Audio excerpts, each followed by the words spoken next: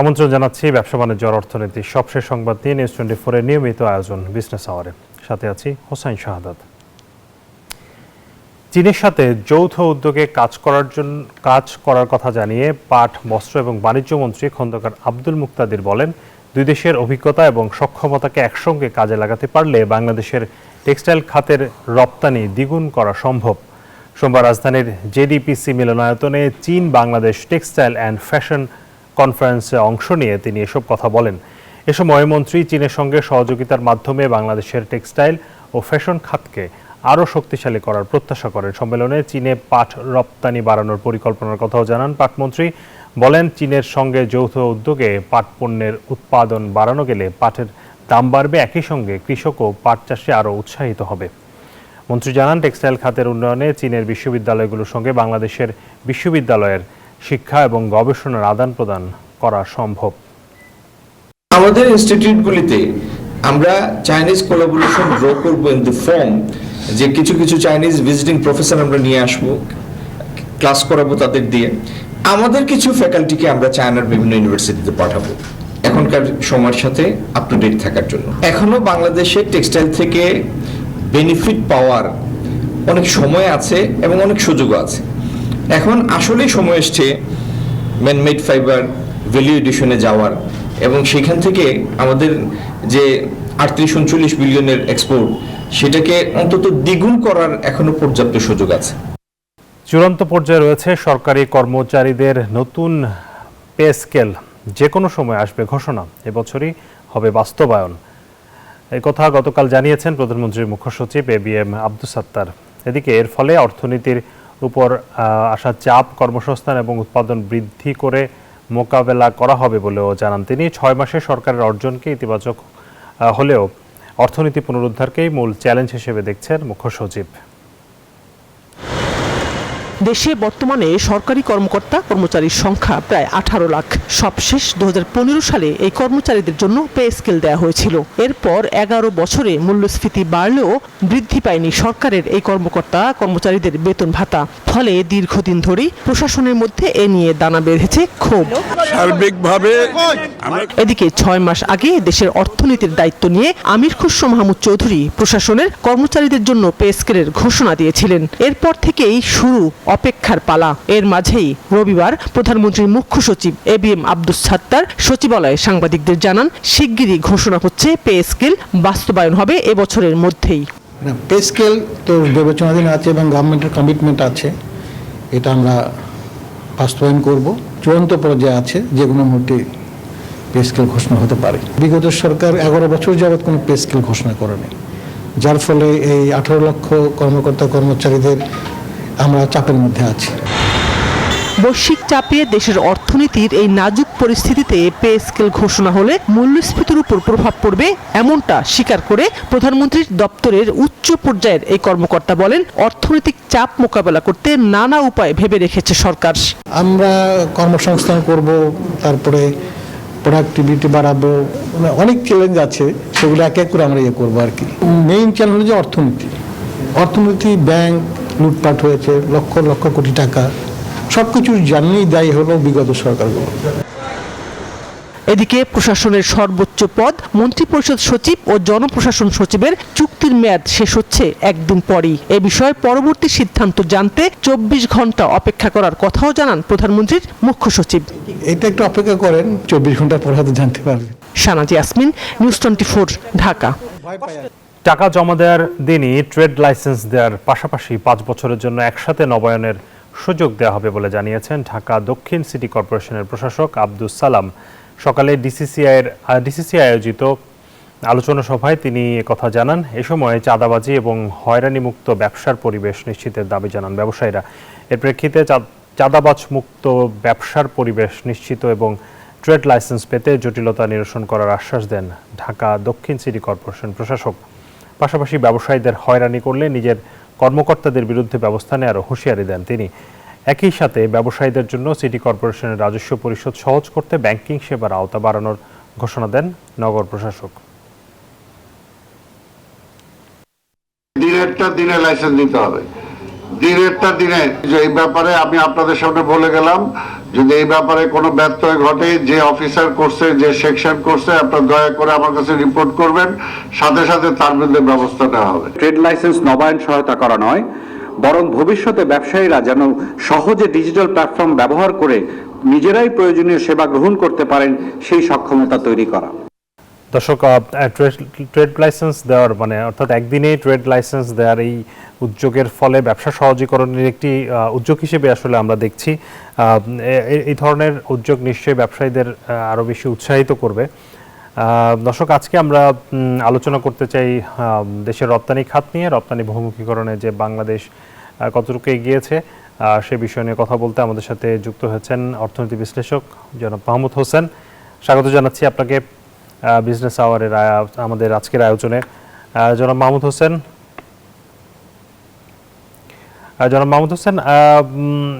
আমরা আসলে রপ্তানি একে তো আসলে রপ্তানি বাড়াতে পারছি না, কারণ হচ্ছে গত 1 বছর ধরে আমরা দেখতে পাচ্ছি যে রপ্তানির পরিস্থিতি খারাপ। এর মধ্যে আসলে একক বাজার নির্ভরতা একটি বড় কারণ। যুক্তরাষ্ট্র এবং ইউরোপের বাজারে যেহেতু মন্দা চলছে, সেই কারণে আমরা সেখানে যেতে পারছি না। আমরা আসলে এই রপ্তানি বহুমুখীকরণের কথা অনেক বছর ধরে বলছি। একদিকে পণ্য বহুমুখীকরণ, অন্যদিকে বাজার বহুমুখীকরণ। আবার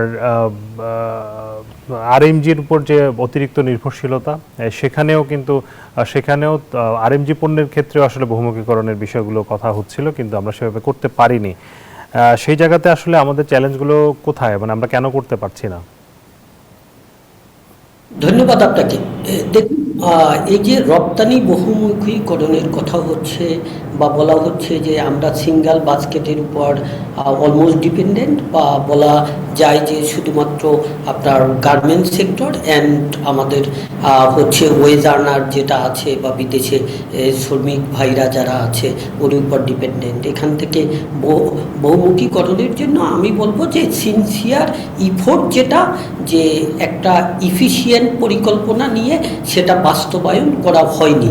রাদার আমাদের দেশে যে জিনিসটা হয় যে আমাদের একটি সাইকোলজিক্যালও ইস্যুস আছে, যে আমরা যে কোনো একটা যদি খুব প্রফিটেবল দেখি সেটার উপর ঝাঁপিয়ে পড়ি, এবং এখানে ওই যে ইনসেন্টিভের একটা ব্যাপার আছে। বাট আপনার সরকারি প্রণোদনার কথাও যদি বলি, বা সরকারি যদি আমরা প্যাট্রোনাইজেশনের কথা বলি, সেটা কিন্তু রপ্তানি বহুমুখীকরণের জন্য যথেষ্ট পরিমাণ হচ্ছে না। ইভেন আপনার যতটুকু বাস্কেট ছিল সেটাও কিন্তু আস্তে আস্তে সংকুচিত হয়ে যাচ্ছে। যেমন আমরা যদি পাটজাত দ্রব্যের কথা চিন্তা করি, অথবা চামড়া শিল্পের সম্ভাবনাময় শিল্প ছিল, যে পাদুকা শিল্প ছিল, এগুলোর ব্যাপারে কিন্তু আমরা ওভাবে কার্যকরী ভূমিকা নিয়ে আগাতে পারিনি। আমরা যদি উদাহরণ হিসাবে ভিয়েতনামের কথাই চিন্তা করি, দেখেন 7-8 বছর আগে যখন বলা হচ্ছিল যে চায়না থেকে হাই ওয়েজ কস্টের জন্য চায়না থেকে এইসব শিল্প অন্য জায়গায় মুভ করছে, সো ভিয়েতনাম একটা কম্পিটিটর, বাংলাদেশ একটা কম্পিটিটর। ভিয়েতনাম কিন্তু এখানে খুবই সাকসেসফুলি আপনার করতে পারছে, আমরা কিন্তু পারিনি। কারণ এখানে ওই যে যথাযথ পরিকল্পনা এবং বাস্তবায়নের অভাবই আমি বলবো। এবং এটার জন্য যে একটা পারসিস্টেন্ট এবং কনসিস্টেন্ট একটা প্যাট্রোনাইজেশন দরকার বা ফলো আপ দরকার, সেটা কিন্তু হয়ে ওঠেনি। এটাই আমি মেইন রিজন বলবো।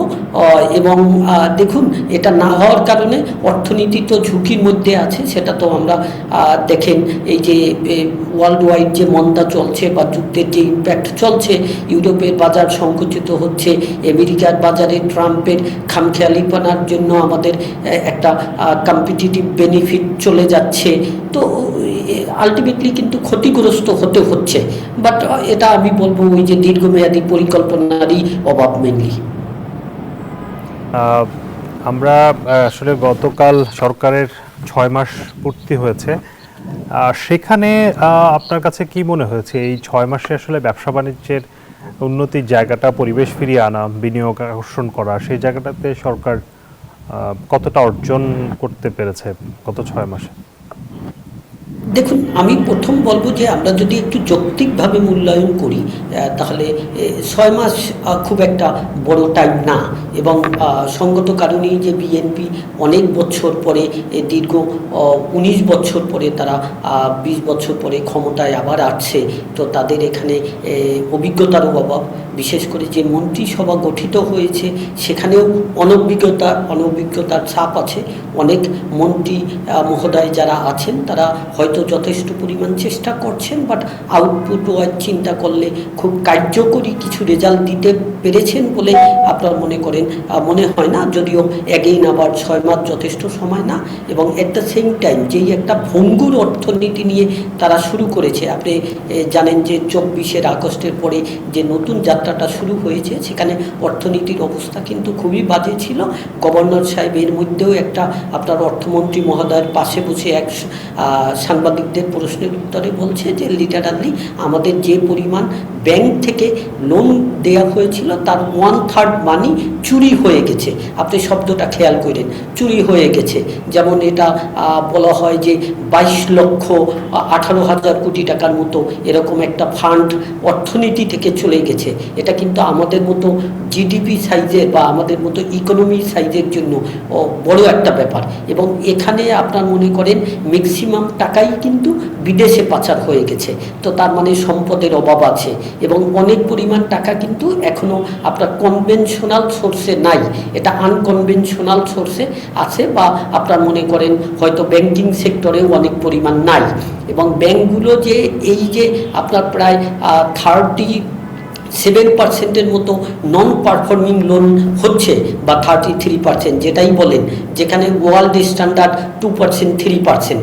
তো সেখানে ব্যাংকগুলোও কিন্তু টিকে থাকার আপনার মনে করেন অবস্থা খুবই খারাপ। এবং এই যে 30% অ্যাবাবও যদি বলি হয়েছে, এটা যে শুধু মনে করেন ব্যাংকের যা ইচ্ছে তাই লেন্ডিংয়ের জন্য হয়েছে তাও কিন্তু বলবো না। এখানে গভর্নমেন্টের পলিসিও কিন্তু অনেকাংশে দায়ী। যেমন কোভিডের সময় যে পলিসি করা হলো, পরবর্তীতে যে খামখেয়ালিপনা সুবিধা দেওয়া হলো অলিগারদের আপনার ফেসিলেট করার জন্য, এগুলো কিন্তু আপনার মনে করেন অনেককে সক্ষমতা থাকার পরেও হেবিচুয়াল ডিফল্টার করে ফেললো। কারণ যারা ভালো ভালো কোম্পানি ছিল, যারা ইভেন কোভিডের মধ্যেও কিছু হারে রিটার্ন দিচ্ছিল, যখন এই যে গণহারে আপনার সুবিধা দেওয়া হলো তখন কিন্তু তারা ব্যাংকে টাকা ফেরত দেওয়া বন্ধ করে দিল। এবং আপনার এই যে লোন মনিটরিংয়ের এখানে একটা প্রবলেম আছে। লোনটা ঠিকমতো দিয়েছে, মনিটরিং ঠিকমতো হয়নি। প্রজেক্ট ফাইন্যান্স নিয়ে এসে হয়তো আপনার মনে করেন জায়গা জমি কিনেছে, বা এক প্রজেক্টে লোন নিয়ে অন্য প্রজেক্টে টাকা সরিয়ে নিয়েছে। তো এরকম একটা বিষয় হয়েছে, এটার একটা কারণ।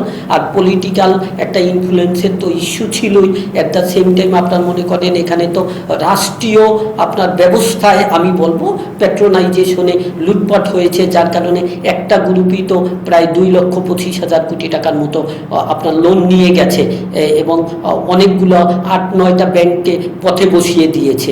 এবং এই যে সার্কুলার লোন হয়েছে, যেটা বাংলাদেশ ব্যাংকের পলিসি ছিল যে ব্যাংকের ডিরেক্টর বা শেয়ার হোল্ডার তারা হয়তো লোন নিতে পারবে না, দেখা গেছে যে এরা সমন্বয় করে নিয়েছে যে আমার ব্যাংক থেকে তোমাকে লোন দিচ্ছি, তোমার ব্যাংক থেকে আমাকে দাও। যে এই যে একটা ব্যবস্থা হয়েছে, তো অর্থনীতি কিন্তু খুবই বাজে অবস্থায় ছিল। তো এখান থেকে বিএনপি যে প্রথমবারের মতো বাজেট করছে, এখানে কিন্তু তারা বলছে যে এখানে তারা রিস্ট্রাকচার করবে, রিবিল্ড করবে। তারা একটা ফর্মুলা দিয়েছে, তাই না, 3R-এর। তো এখানে খুব সহজে বা খুব দ্রুত যে হবে তা না, বাট আমি বলবো যে গভর্নমেন্ট টেরিবলি যে জায়গাটায় ফেল করছে, একটা জায়গায় ফেল করছে যে এনার্জি ম্যানেজমেন্টে তো ফেল করছে, যার কারণে ইন্টারিম গভর্নমেন্ট যখন চলে গেছে তখন যে পরিমাণ ফ্যাক্টরি বন্ধ ছিল, এখন আরও ফ্যাক্টরি বন্ধের পরিমাণ বাড়ছে। এবং চালু ফ্যাক্টরিও কিন্তু আপনার এনার্জির অভাবে তাদের প্রোডাকশন ক্যাপাসিটি কমিয়ে দিতে হয়েছে। যেমন আপনি যদি চিন্তা করেন যে 5ই আগস্ট একটা বন্ধ ছিল, দেখা গেছে অনেক ফ্যাক্টরি যেহেতু এনার্জির প্রবলেম আছে, সে 6ই আগস্টও এর সাথে অ্যাড করে 5, 6, 7 একসাথে 3টা ছুটি দিয়েছে। এগুলো কিন্তু অর্থনীতির জন্য অশনি সংকেত, এটা একটা ব্যাপার। সেকেন্ড হচ্ছে আমি আরেকটা জিনিস যেটা বলবো, এখানে গভর্নমেন্ট আপনার এমপ্লয়মেন্ট জেনারেশনের জন্য যে অ্যাক্টিভিটিগুলো করা দরকার, এটা একদিনেই হবে না, বাট এখানে দৃশ্যমান কোনো পলিসি কিন্তু দেখাতে পারছে না। এবং অ্যাট দ্য সেম টাইম এই যে আপনি খবরের প্রথম দিকে বললেন যে নতুন করে পে স্কেল, এই পে স্কেলটা করাটাও কতটা এই অর্থনীতি আপনার মনে করেন এটা সহ্য করতে পারবে, এটাও বোধহয় চিন্তা ভাবনা করার আছে। যদিও আমলাদের প্রেশার আছে, বাট এখন হয়তো গভর্নমেন্টকে খুবই প্রুডেন্টলি চিন্তা করতে হবে, যেটা কেয়ারটেকার গভর্নমেন্ট একটা আপনার খারাপ কাজ করে গেছে। আমি বলবো ইন্টারিম গভর্নমেন্ট যে তারা পে স্কেল ডিক্লেয়ার করেনি, তারা রেখে গেছে, বাট তারা কিন্তু একটা ওয়ার্কআউট করে একটা এক্সপেকটেশন বিল্ড আপ করে দিয়ে গেছে, যেটা তাদের করাটা একদম খুবই অনুচিত হয়েছে, যে পলিটিক্যাল গভর্নমেন্টের উপরে এটা একটা প্রেশার তৈরি হয়েছে। বাট অর্থনীতির এই অবস্থায়, যেখানে আমাদের রাজস্ব আর্নিংয়ে গত বছরও এত ঘাটতি, এবছর এত পরিমাণ রাজস্ব টার্গেট ধরা হয়েছে, যেটার জন্য ওরকম দৃশ্যমান অর্থনৈতিক আপনার মনে করেন অ্যাক্টিভিটি কিন্তু ইমপ্রুভ হচ্ছে না, যে ইনডাইরেক্ট ট্যাক্স আর্ন করতে পারবে বা ডিরেক্ট ট্যাক্স এর মাধ্যমে রাজস্ব আহরণ করতে পারবে। সেক্ষেত্রে নতুন করে খরচের বোঝা নিলে কতটা এই অর্থনীতি টিকে থাকতে পারবে, সেটা কিন্তু খুবই শঙ্কার বিষয় বলে আমি মনে করি।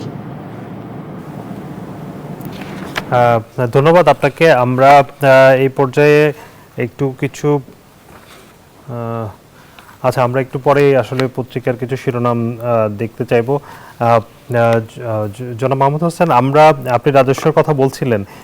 আমরা জানি যে বাজেটে আসলে বড় ধরনের রাজস্ব লক্ষ্যমাত্রা দেওয়া হয়েছে এনবিআরকে, এবং সেই লক্ষ্যমাত্রা আসলে অর্জনের কি কৌশল নিচ্ছে এনবিআর, সেটি নিয়ে জানতে চাইবেন আসলে প্রধানমন্ত্রী। যে কারণে প্রধানমন্ত্রী আগামীকাল রাজস্ব কর্মকর্তাদের সাথে বৈঠক করছেন। আমরা খুব আসলে কমই দেখেছি একেবারেই সরকারের প্রধান রাজস্ব বোর্ডের কর্মকর্তাদের সাথে এভাবে বৈঠক করতে খুব কমই দেখেছি, এবং প্রধানমন্ত্রী ব্যবসায়ীদের সাথে বসছেন, বিভিন্ন সেক্টরের কর্মকর্তাদের সাথে বসছেন, একইভাবে রাজস্ব কর্মকর্তাদের সাথেও বসছেন। সে বিষয়ে একটু আপনার কাছ থেকে জানতে চাইব। তবে তার আগে এই মুহূর্তে আমরা একটু যেতে চাই সরকারের 6 মাস পূর্তিতে প্রধানমন্ত্রীর কার্যালয়ে মতবিনিময় সভা চলছে। আমরা এখন এই মুহূর্তে সরাসরি সেখানে চলে যাচ্ছি। কষ্ট হচ্ছে, আমরা সেজন্য দুঃখিত, কিন্তু আমরা সমাধানের জন্য চেষ্টা করছি। আমরা আশা করছি যে পারবো আমরা ইনশাআল্লাহ, কারণ আমাদের আন্তরিকতার কোনো অভাব নাই এবং আমাদের মাননীয় প্রধানমন্ত্রীর চেষ্টার কোনো ত্রুটি নাই। আপনারা বেনজির সাহেব সম্পর্কে জানতে চাচ্ছেন। আপনারা জানেন যে বাংলাদেশের তার অনেক কুকর্মের তথ্য আপনারাই প্রকাশ করেছেন। তিনি একজন আসামি। আমরা তাকে বিচারের জন্য আমাদের এখানে চাই, কিন্তু উনি আর একটা দেশে উনি আছেন এবং সেখানেই উনি গ্রেপ্তার হয়েছিলেন। গ্রেপ্তার হওয়ার পর থেকেই চেষ্টা করছে যে উনি যাতে বের না হতে পারেন এবং উনি যাতে আমাদের দেশে ফিরিয়ে নিয়ে এসে তাহলে বিচার করা যায়। এই ব্যাপারে আমাদের সরকারের পক্ষ থেকে কূটনৈতিক ভাবে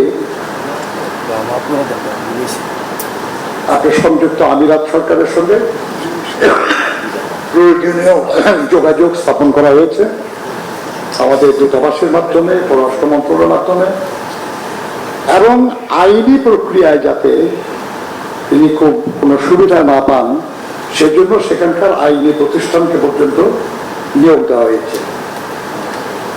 আমার ধারণা বিদেশে অবস্থানরত একজন আসামির ব্যাপারে এই দুটোই একটা সরকারের পক্ষে করা সম্ভব, আইনিভাবে এবং কূটনৈতিকভাবে। এর সর্বোচ্চ চেষ্টা আমাদের সরকারের পক্ষ থেকে করা হয়েছে এবং আরো যা কিছু করা প্রয়োজন করা হবে।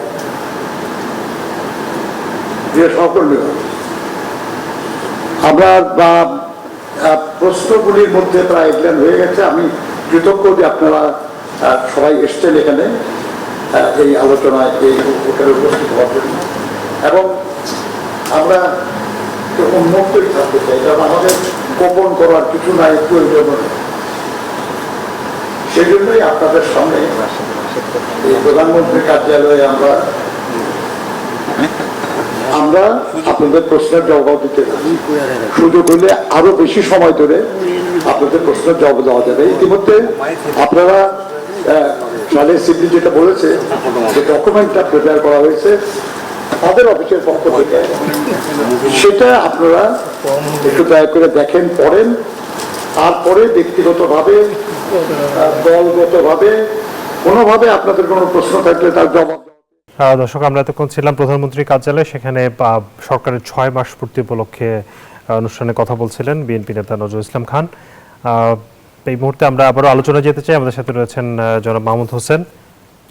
জনাব মাহমুদ হোসেন, আমরা আপনাকে যে প্রশ্নটি আসলে করতে চাচ্ছিলাম যে এনবিআর এর রাজস্ব আদায়ের বাড়াতে আসলে প্রধানমন্ত্রী রাজস্ব বোর্ডের কর্মকর্তাদের সাথে বসবেন এবং তিনি সেখানে আসলে কৌশল জানতে চাইবেন। এটিকে আপনি কিভাবে দেখেন এবং এর ফলে আসলে রাজস্ব বাড়ানোর ক্ষেত্রে কোনো ধরনের গতি আসবে মনে করেন কিনা? জনাব মাহমুদ হোসেন, আপনি? ধন্যবাদ আপনাকে। জি, আমি শুনতে পাচ্ছি। আপনি কি শুনতে পাচ্ছেন আমার কথা? জি, আমি শুনতে পাচ্ছি। আপনি কি আবার প্রশ্নটি শুনতে পেরেছেন? হ্যালো, আপনি কি আমার প্রশ্নটি শুনতে পেরেছেন? জি, বোধহয় নেটওয়ার্ক একটু ঝামেলা করছে। এখন কি শোনা যাচ্ছে? জি, শোনা যাচ্ছে, আপনি বলুন।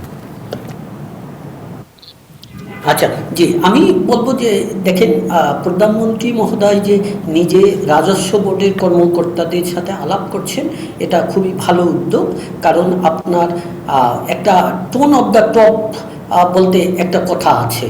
তো এখানে আপনার হচ্ছে প্রধানমন্ত্রী মহোদয় যখন উনি খুবই সুন্দরভাবে মানে সিম্পল কথায় এক্সপ্লেন করতে পারেন এবং মোটিভেট করতে পারেন, কারণ উনি যখন কথা বলেন তখন ওনার কথার মধ্যে যেহেতু আন্তরিকতা থাকে, কাজেই মানুষ মুগ্ধ হয় ওনার কথার মাধ্যমে।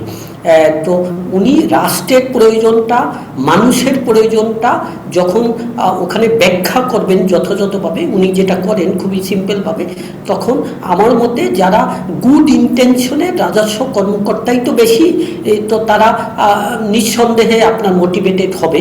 এবং এর চেয়েও বড় যে ব্যাপারটা হবে যে উনি অন্যের কথাতে মুখ থেকে না শুনে, যে আপনার ফ্রম হর্সেস মাউথ বলতে যে কথাটা আছে, যে ওনাদের কাছ থেকে শুনলে উনি প্রকৃত কথাটা শুনতে পারবে। যেটা আমাদের সময় আমরা দেখব যে বিভিন্ন সময়ে যে বিগত আওয়ামী লীগ সরকারের সময় ছিল যে তখনকার প্রধানমন্ত্রী কিন্তু অ্যাওয়ার্ড ছিল না অ্যাকচুয়াল রিয়ালিটি, কারণ ওনাকে যারা কথাবার্তা বা ইনফরমেশন দিতেন তারা ফিল্টারিং করে দিতেন যে উনি কোন রকম কথা পছন্দ করে। তো এখানে যেহেতু প্রধানমন্ত্রী সাহেব নিজে কথা শুনবে, তো সরাসরি শুনবে, কাজে এখানে ফিল্টারিংয়ের কোনো সুযোগ হবে না, বাস্তব অবস্থাটা বুঝতে পারবে। এটা ওনার পরবর্তীতে পরিকল্পনা গ্রহণের জন্য সুবিধা হবে বলে আমি মনে করি। একটা সেকেন্ড আর একটা ইস্যু হচ্ছে যে দেখেন, বিএনপি যখন আপনার মনে করেন প্রথম বাজেট দিল, তখন যে সব রিফর্মের কথা বলছিল, যদিও এখন মাত্র আগস্ট মান্থ চলতেছে, মানে সেকেন্ড মান্থ, মানে 1.5 মাসের মতো 45 দিন বা 47 দিনের মতো চলতেছে এই কারেন্ট অর্থনৈতিক অর্থ বছরের। বাট আমরা যদি বলি যে মর্নিং শোজ দ্য ডে, তাহলে কিন্তু আপনার মনে করেন রিফর্মের জন্য খুব ভালো পদক্ষেপ নিয়ে আগাচ্ছে সরকার, সেটা কিন্তু বোঝা যাবে না বা সেটা কিন্তু বলা হবে না। ইভেন আপনার মনে করেন অন্তর্বর্তীকালীন সরকারের সময় যে রাজস্ব বিভাগকে যে 2 ভাগে ভাগ করা হয়েছিল, একটা নীতি বিভাগ আর একটা হচ্ছে নীতি ছাড়া অন্যান্য অ্যাডমিনিস্ট্রেশন বা কালেকশন দেখার জন্য, এটা সেক্ষেত্রেও কিন্তু আপনার তৎকালীন সময় আন্দোলন হয়েছে, বাট পরবর্তীতে ওটা কিন্তু বন্ধ করে রাখা হয়েছে। আপনার এটা ইমপ্লিমেন্টের জন্য আপনার তেমন কোনো কার্যক্রম গ্রহণ করা হচ্ছে না, যদিও এই প্রধানমন্ত্রীর মহোদয়ের মিটিংয়ের পরে এ জাতীয় কোনো নির্দেশনা আসবে বলে আমরা আশা করি। কারণ আপনার রাজস্ব আহরণে গতি বাড়াতে হলে এটা কিন্তু প্রয়োজন হবে বলে আমি মনে করি। জি, অনেক ধন্যবাদ। আমরা আসলে সেটি আশা করি এবং আসলে রাজস্ব আদায় বাড়ানোটা আমাদের অর্থনীতির জন্য খুবই গুরুত্বপূর্ণ, কারণ আমরা আসলে অনেক সরকার এরই মধ্যে অনেক বেশি ঋণ নির্ভর হয়ে পড়েছে, সেখান থেকে আসলে বের হয়ে আসার খুবই জরুরি।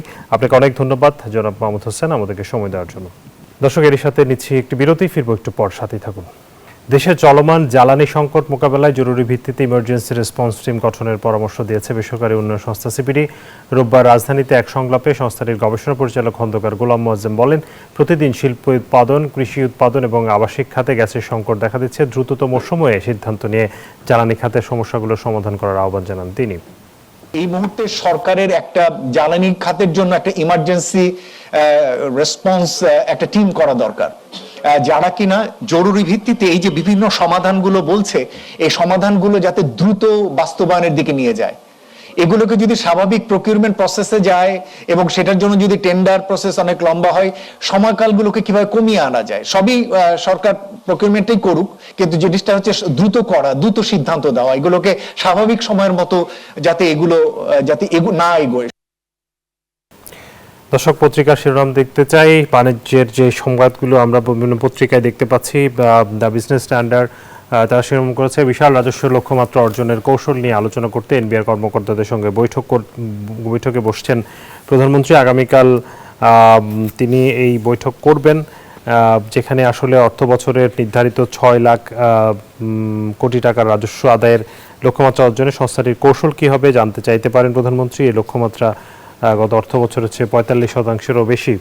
দৈনিক বণিক বার্তা বলছে, তাপবিদ্যুৎ কেন্দ্র আমদানির 75% কয়লা স্থানীয় উৎস থেকে মেটানোর পরিকল্পনা সরকারের। দেশে প্রতি বছর যে তাপ ভিত্তিক যে বিদ্যুৎ কেন্দ্রগুলো রয়েছে সেগুলোতে 2 কোটি টনের মতো জ্বালানি কয়লা দরকার হয়, তার একটি অংশ কিন্তু এখন আমদানি হয়ে থাকে। সরকার চাইছে পুরোটাই দেশের ভেতর থেকে 75% অন্তত স্থানীয়ভাবে আমদানি উত্তোলন করতে। দৈনিক সমকাল, অর্থনীতি, বিনিয়োগ, কর্মসংস্থানে দৃশ্যমান পরিবর্তন আসেনি, এটি আসলে বলেছেন অর্থনীতিবিদ ডক্টর ফাহমিদা খাতুন। তিনি সিপিডির নির্বাহী পরিচালক। তিনি আসলে গতকাল সরকারের 6 মাস পূর্তি উপলক্ষেই তিনি এই বক্তব্য দিয়েছেন, সাক্ষাৎকারে এই কথা বলেছেন। ঢাকা পোস্ট বলছে, আজ ঢাকায় আসছে ভারতীয় ব্যবসায়ী প্রতিনিধি দল। বাংলাদেশ ভারতের মধ্যে বাণিজ্য বিনিয়োগ সহযোগিতা বাড়ানোর লক্ষ্যে ভারতের শীর্ষ সংগঠন ফেডারেশন অফ ইন্ডিয়ান ইন্ডাস্ট্রিজের একটি উচ্চ পর্যায়ের প্রতিনিধি দল ঢাকায় আসছেন। 2 দিনের এই সফরে তারা বিভিন্ন পররাষ্ট্র মন্ত্রণালয়, বাণিজ্যমন্ত্রী, পররাষ্ট্রমন্ত্রী এবং বিসিসিআই এর সাথে বৈঠক করবেন। বিডার সাথেও বৈঠক করার কথা রয়েছে। এই বৈঠকটি অবশ্যই এই সফরটি অনেক গুরুত্বপূর্ণ হবে। বাংলা নিউজ 24, ফল আমদানির শতভাগ মার্জিনের বাধ্যবাধকতা প্রত্যাহার। এটি একটি ভালো খবর। ফল আমদানিতে যে শতভাগ মার্জিন রাখা হয়েছিল সেটি প্রত্যাহারের কারণে আসলে ফলের আমদানি অনেক সহজ হবে, ব্যয় কমবে এবং কম দামে বাজারে আসলে দাম কমবে, এমনটা আশা করা যায়। দর্শক, এই মুহূর্তে শেয়ার বাজারের সবশেষ পরিস্থিতি একটু জানতে চাই। শেয়ার বাজারে কিছুটা খারাপ সময় আসলে পার করছে গত কয়েকদিন ধরে। আজকেও আমরা সেই একই পরিস্থিতি দেখতে পাচ্ছি। 3টি সূচকই একেবারেই নিচের দিকে।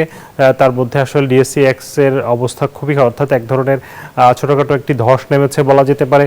55 পয়েন্ট কমে 5804 পয়েন্টে অবস্থান করছে ডিএসসির প্রধান সূচক। ডিএসসি সরিয়ে ইন্ডেক্স এবং DS30ও কিন্তু বড় ধরনের নেতিবাচক পরিস্থিতি দেখতে পাচ্ছি। লেনদেনের পরিমাণও বেশ কম, 782 কোটি টাকা এখন পর্যন্ত লেনদেন হয়েছে। এবং আপনারা যদি লক্ষ্য করেন, লেনদেনে অংশ নেওয়া যে শেয়ার এবং মিউচুয়াল ফান্ড, তার 315টির কিন্তু দাম কমেছে, অর্থাৎ প্রায় সবগুলি বলা যেতে পারে।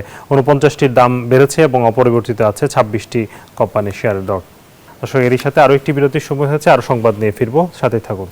স্বাগত আরও একবার বিজনেস আওয়ারে। প্রধানমন্ত্রীর পররাষ্ট্র বিষয়ক উপদেষ্টা হুমায়ুন কবিরের সঙ্গে সৌজন্য সাক্ষাৎ করেছেন বাংলাদেশে নিযুক্ত লিথুয়ানিয়ার অনাবাসিক রাষ্ট্রদূত ডায়ানা মিকেভিচিয়ান। সকালে তেজগাঁওয়ের প্রধানমন্ত্রী কার্যালয়ে সাক্ষাৎ অনুষ্ঠিত হয়। সাক্ষাৎকালে বাংলাদেশ এবং লিথুয়ানিয়ার দ্বিপাক্ষিক সম্পর্ক, বাণিজ্য এবং বিনিয়োগ সম্প্রসারণ এবং শিক্ষা ও তথ্য প্রযুক্তি খাতে সহযোগিতা সহ পারস্পরিক স্বার্থ সংশ্লিষ্ট নানা বিষয়ে আলোচনা করেন তারা। এ সময় বাংলাদেশের দক্ষ এবং প্রশিক্ষিত মানব সম্পদের সম্ভাবনার কথা তুলে ধরে বাংলাদেশ থেকে আরও বেশি দক্ষ জনশক্তি নিতে লিথুয়ানিয়ার প্রতি আহ্বান জানান পররাষ্ট্র উপদেষ্টা। একই সঙ্গে বাংলাদেশি নাগরিকদের ভিসা প্রক্রিয়া সহজ করতে ঢাকায় লিথুয়ানিয়ার একটি ভিসা সেন্টার স্থাপনের অনুরোধ জানান তিনি। অন্যদিকে বাংলাদেশের সাথে শিক্ষা খাতে সহযোগিতা আরও বাড়াতে আগ্রহ প্রকাশ করেন লিথুয়ানিয়ান রাষ্ট্রদূত। জনপদে শিল্প ও বাণিজ্যের খবর জানাবো। ইলিশের ভরা মৌসুম চলছে, কিন্তু সাগরে জাল ফেলেও কাঙ্ক্ষিত সেই রূপালী ইলিশ মিলছে না জেলেদের জালে।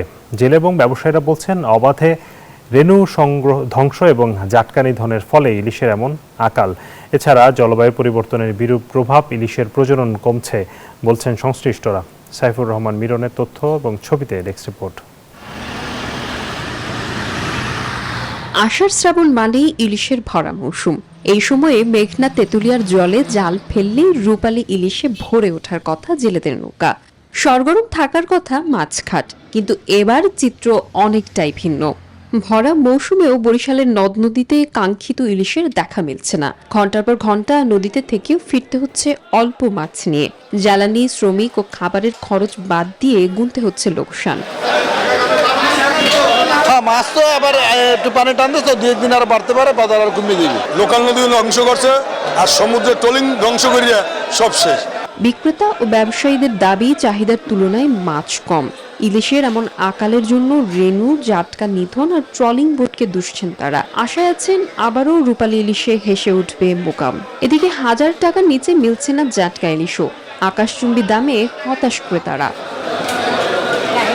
মাছের দাম যেটা দেখতে পাচ্ছি, এটা আমাদের কাছে প্রত্যাশা চাইতে বেশি মনে হচ্ছে, দামটা বেশি মনে হচ্ছে। বেতন ইলিশ মাছ খেলেই চলে যাবে, এটা আমরা এখন কিনতে পারি না। ইলিশ মাছ এখন শুধু দেখার জন্য। এত প্রাইসে তো আসলে কেনা সবার জন্য মুশকিল। যে পরিমাণ প্রত্যাশা করা হয় সে পরিমাণ মাছ নাই। সংশ্লিষ্টদের মতে, পানি প্রবাহ কমে যাওয়া, নাব্য সংকট ও বৈশ্বিক উষ্ণতা সহ ডুবোচর ইলিশ সম্পদের উপর প্রভাব ফেলছে। আমাদের বিভিন্ন কার্যক্রমের মাধ্যমে কিন্তু আমরা ইলিশ উৎপাদন বৃদ্ধি করার জন্য যে পদক্ষেপ, এটা আমাদের মৎস্য অধিদপ্তর থেকে চলমান আছে। আমরা আশা করি যে পরিবেশ এবং অন্যান্য অবস্থা যদি আমাদের অনুকূলে থাকে, আমরা একটা সময় হয়তো ইলিশ পাবো, ভালো ইলিশ আসবে। ইলিশের বংশ রক্ষায় সচেতন না হলে আগামী প্রজন্মকে কেবল ইলিশের গল্পই শোনাতে হবে, এমন আশঙ্কা সংশ্লিষ্টদের। Desk report, news 24। মনু নদীর কুলাউড়া, রাজনগর এবং সদর উপজেলার 72 কিলোমিটার এলাকায় নেয়া মনু প্রকল্পের 1000 কোটি টাকার কাজে ধীরগতি দেখা দিয়েছে। জমি অধিগ্রহণ সহ নানা অজুহাতে সময়ক্ষেপণ করছে কর্তৃপক্ষ। এদিকে পাওবো এবং প্রশাসনের সমন্বয়হীনতায় বাড়ছে প্রকল্পের দীর্ঘসূত্রিতা, এমন অভিযোগ স্থানীয়দের। ডেস্ক রিপোর্টে বিস্তারিত। বর্ষা এলেই যেন মনু নদী তীরবর্তী মানুষের দুঃখ বেড়ে যায়। বর্ষায় বাঁধ উপচে ভাঙনের কবলে পড়ে ঘরবাড়ির, রাস্তাঘাট, শিক্ষা প্রতিষ্ঠান সহ ফসলি জমি।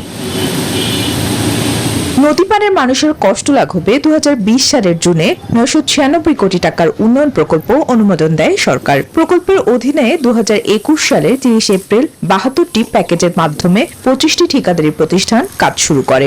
2023 সালের জুনে কাজ শেষ হওয়ার কথা থাকলেও 5 বছরেও আশার আলো দেখেনি মনু নদ প্রতিরক্ষা প্রকল্প।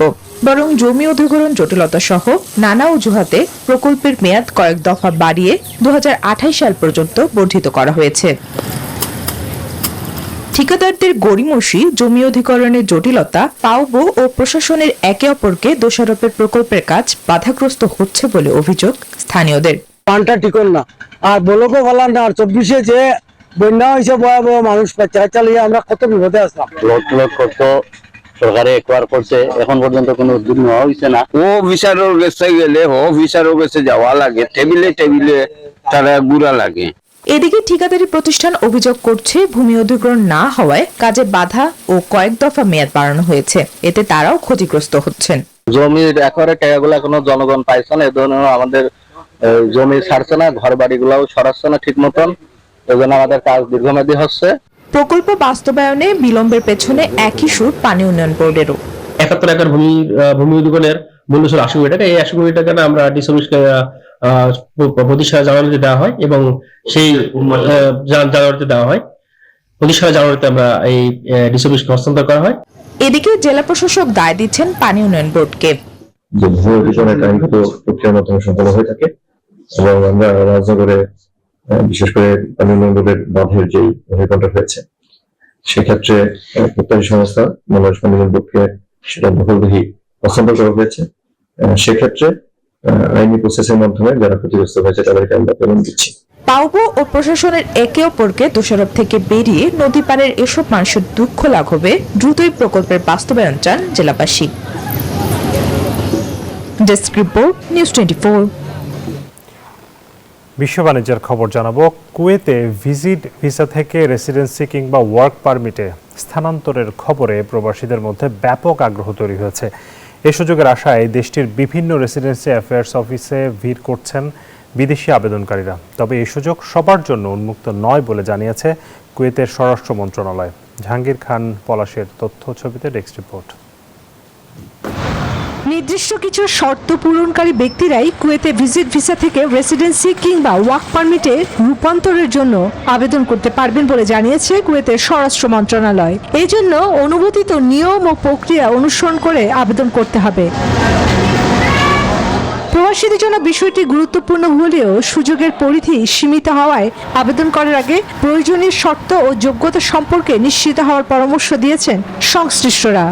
বিভিন্ন শর্ত সাপেক্ষের ব্যাপার নাকি আছে এটার মধ্যে। যদি ভিজিট আইনে আমরা কাজে বিভিন্ন সেক্টরে যদি ট্রান্সফার করতে পারতাম তাহলে আমাদের জন্য সবচেয়ে ভালো হতো। সবার জন্য এই সেক্টর না, বিভিন্ন যাদের বেতন বেশি অথবা যারা ভালো ডাক্তার অথবা বিভিন্ন ক্যাটাগরিতে আছে তাদেরকে এই সুযোগ দেওয়া হয়েছে। ভিজিট ভিসা পরিবর্তনের নামে প্রতারণা থেকে সতর্ক থাকার পাশাপাশি কোনো অর্থ লেনদেনের আগে সংশ্লিষ্ট কর্তৃপক্ষের মাধ্যমে তথ্য যাচাইয়ের আহ্বান জানানো হয়েছে। Desk report, news 24। ভারতে ফ্রিতে ইউপিআই বা ডিজিটাল পেমেন্টের দিন হয়তো শেষ হতে চলেছে। এই নেটওয়ার্কে এবার 0.3 থেকে 5% মার্চেন্ট ফি বসানোর কথা ভাবছে সরকার। মূলত বড় ব্যবসায়ীদের বড় অঙ্কের লেনদেনে এই চার্জ বসবে। সাধারণ গ্রাহক এবং ছোট দোকানিদের জন্য পেমেন্ট আপাতত ফ্রি থাকছে। গত জুলাইয়ে ইউপিআইতে $31,350 কোটি, 2,660 কোটি লেনদেন হয়েছে। বিশাল এই নেটওয়ার্কের সার্ভার এবং নিরাপত্তা খরচ সামলাতে চার্জ বসানোর উদ্যোগ নেওয়া হচ্ছে বলে জানা গেছে। তবে ভবিষ্যতে ছোট ব্যবসায়ীদের উপর চার্জ বসালে এই পেমেন্ট ব্যবস্থার প্রসার বাধাগ্রস্ত হতে পারে বলে শঙ্কা বিশেষজ্ঞদের।